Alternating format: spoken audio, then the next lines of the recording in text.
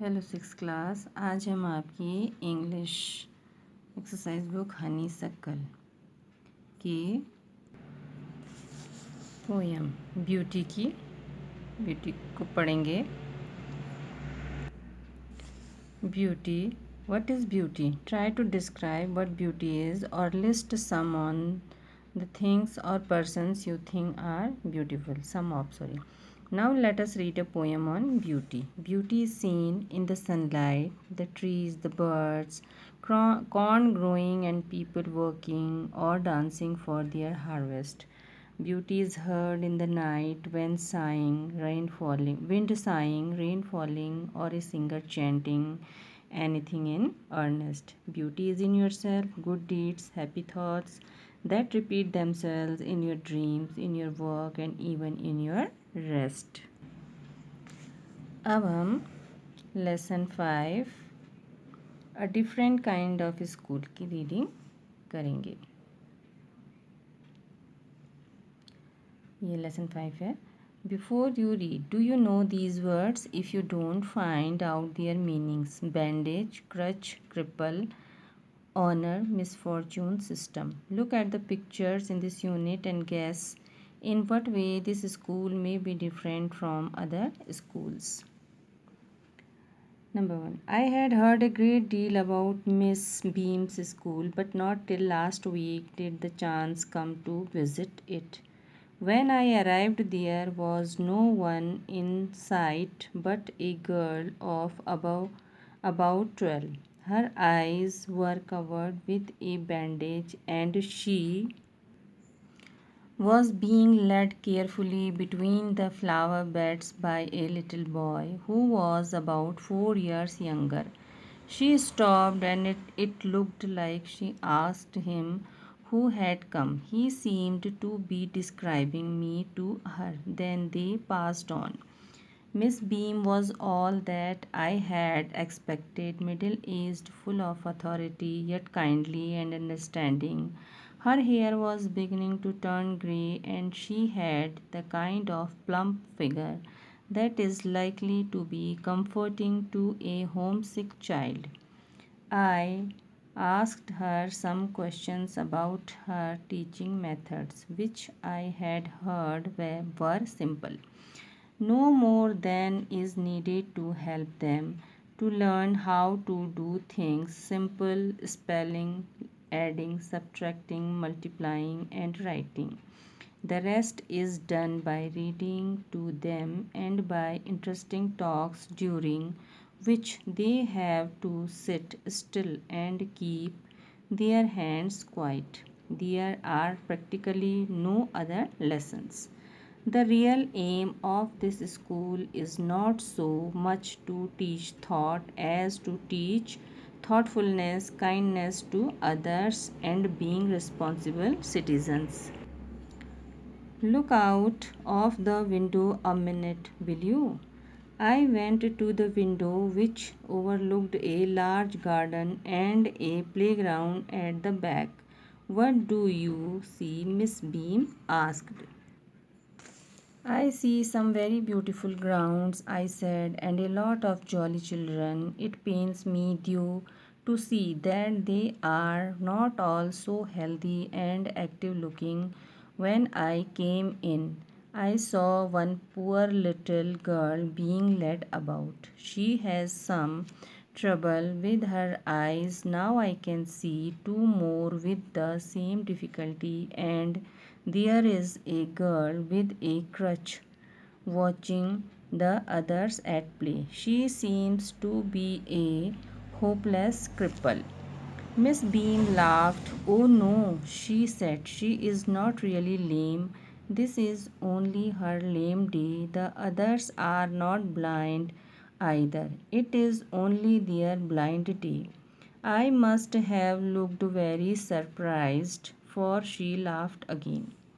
This is a very important part of our system to make our children appreciate and understand misfortune. We make them share in misfortune too. Each term, every child has one blind day, one lame day, one deaf day, one injured day, and One dumb day. During the blind day, their eyes are bandaged absolutely and they are on their honor not to peep. The bandage is put on overnight so they wake blind. This means that they need help with everything. Other children are given the duty of helping them and leading them about. They all learn so much this way, both the blind and the helpers. There is no misery about it, Miss Beam continued. Everyone is very kind, and it is really something of a game. Before the day is overdue, even the most thoughtless child realizes what misfortune is.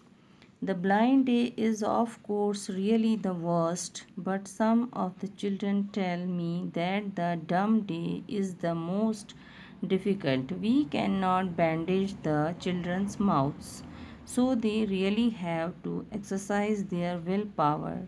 Come into the garden and see for yourself how the children feel about it. Miss Beam led me to one of the bandaged girls. Here is a gentleman come to talk to you, said Miss Beam, and left us. Don't you ever peep? I asked the girl. Oh no, she exclaimed. That would be cheating. But I had no idea it was so awful to be blind. You can't see a thing, cannot.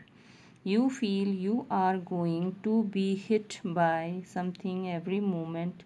It is such a relief just to sit down.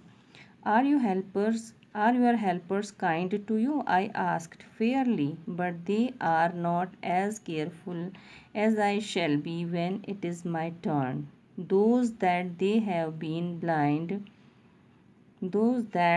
been blind already are the best helpers. It is perfectly ghastly not to see. I wish you would try. Shall I lead you anywhere? I asked. Oh, yes, yes, she said. Let us go for a little walk. Only you must tell me about things.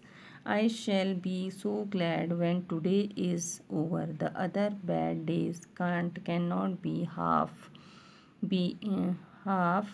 as bad as this. Having a leg tied up and hopping about on a crutch is almost fun, I guess. Having an arm tied up is a bit more troublesome because you cannot eat without help and things like that. I don't think I will mind being deaf for a